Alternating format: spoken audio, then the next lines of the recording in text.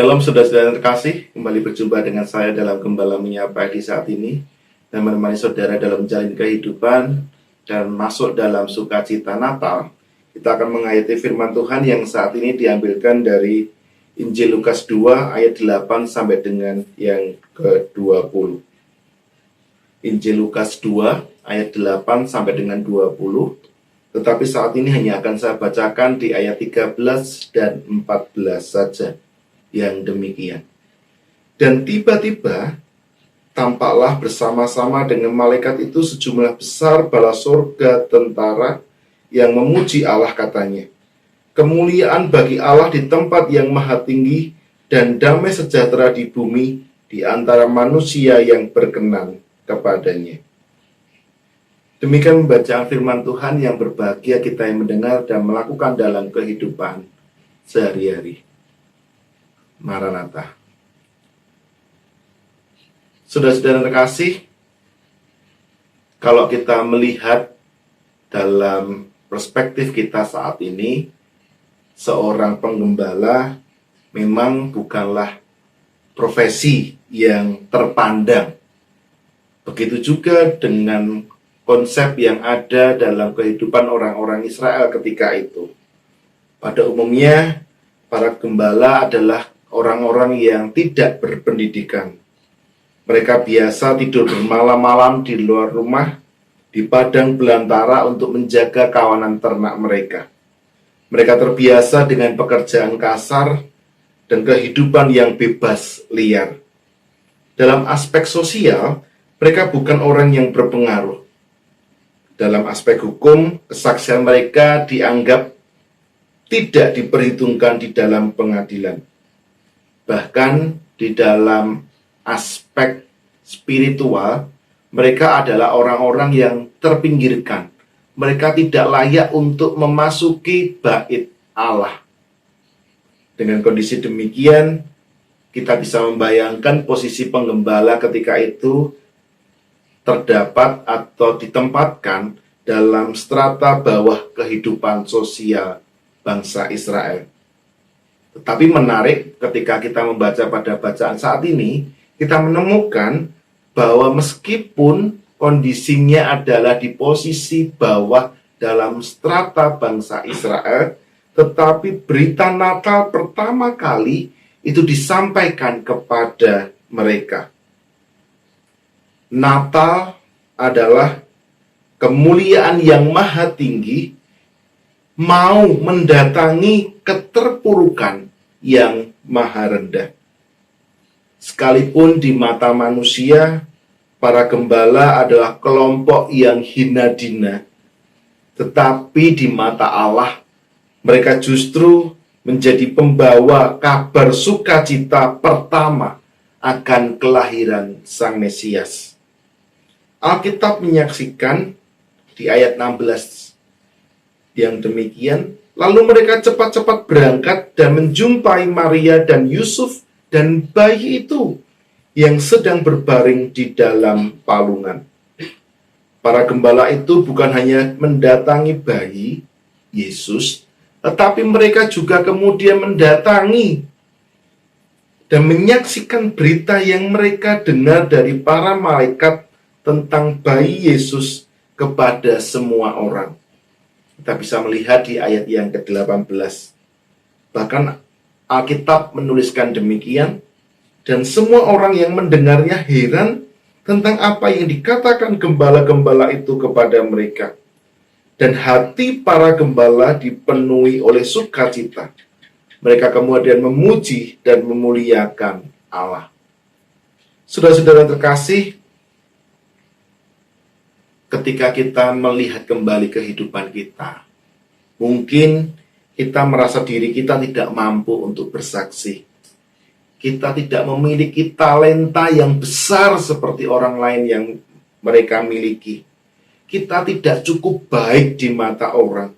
Kita tidak cukup pendidikan yang layak untuk menyampaikan kabar sukacita kepada orang lain.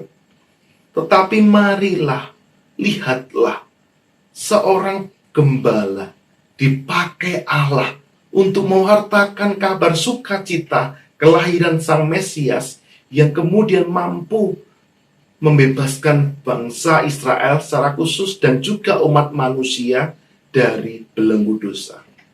Mereka bukan siapa-siapa, tetapi mereka mau untuk digerakkan ketika ada kabar sukacita diterima oleh mereka. Mereka mau memberikan dirinya untuk menyampaikan kabar sukacita kepada banyak orang. Jika para penggembala yang begitu rendah di mata orang Israel pun mampu melakukannya, terlebih saudara dan saya, maka mulailah menjadi pemberita kasih Natal, walaupun dengan sederhana.